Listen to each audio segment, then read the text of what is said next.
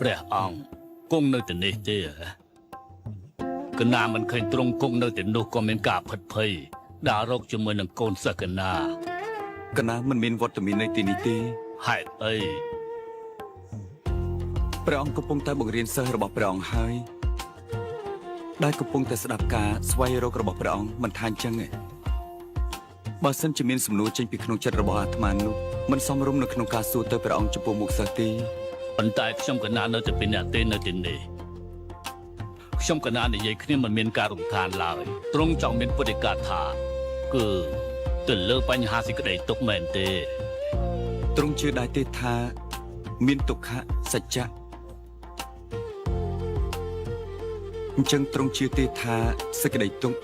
គឺជាចំណងនៃការឈឺចាំកណាបើសេចក្តីទុក្ខកើតមានហើយនោះ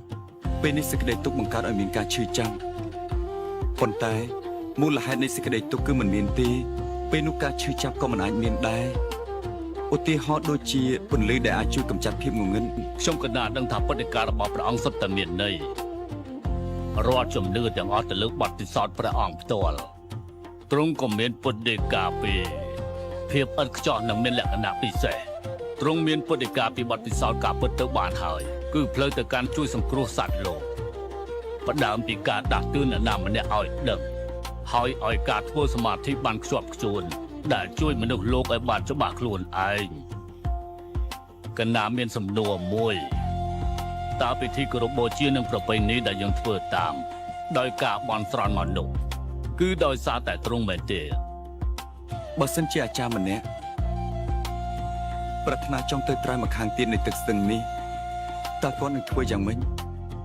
បើទឹកស្ទឹងមិនជ្រៅទេគាត់អាចដើរឆ្លងទឹកស្ទឹងបានហើយបើទឹកស្ទឹងនោះជ្រៅគាត់អាចជិះទូកឆ្លងកាត់ទឹកនោះឬមួយក៏គាត់ហែលឆ្លងទៅក៏បានដែរប្រសិនបើគាត់មិនប្រាថ្នាចង់ដើរឆ្លងកាត់ស្ទឹងហើយគាត់ក៏មិនប្រាថ្នាចង់ហែលដែរប្រសិនបើគាត់មិនប្រាថ្នាចង់ប្រើទូកឆ្លងកាត់ទឹកស្ទឹងនោះទេហើយប្រសិនបើនិយាយថាគាត់បន់ស្រន់ដល់ព្រះដើម្បីឲ្យត្រើយមកខាងទៀតមករកគាត់ដោយខ្លួនឯងពេលនោះយើងហៅមនុស្សបែបនោះថាយ៉ាងម៉េចទៅគឺជាមនុស្សភ្លើមនុស្សដែលមានលក្ខណៈបែបនេះហើយដែលកំពុងតែរកភាពអវិជ្ជាត្រូវតែធ្វើឲ្យគេដឹងខ្លួនឡើងវិញពេលនោះគេនឹងអាចស្វែងរកពន្លឺនៃការពិតដោយគតិបណ្ឌិតរបស់គេទោះបីជាគេធ្វើតាមទំនៀមទម្លាប់និងពិធីគោរពបូជារបស់គេក៏ដោយចុះគឺអាចបញ្ជាក់ឲ្យបានឃើញច្បាស់ថាគេនឹងអាចធ្វើជាសាវកដ៏ពិតប្រាកដខ្ញុំកណាបានអានគម្ពីរមកច្រើនហើយបានរៀនពីគ្រូតែគ្មានគ្រូណាម្នាក់អាចពន្យល់ឲ្យបានក្បោះក្បាយទៅលើភាពសច្ចៈនោះទេមិនដែលមានលក្ខណៈពិសេសយ៉ាងនេះឡើយខ្ញុំកណាជឿថាទ្រង់នឹងដឹកនាំផ្លូវលោកដែលកំពុងវង្វេងនេះឲ្យមករកផ្លូវត្រូវដូច្នេះហើយខ្ញុំកណា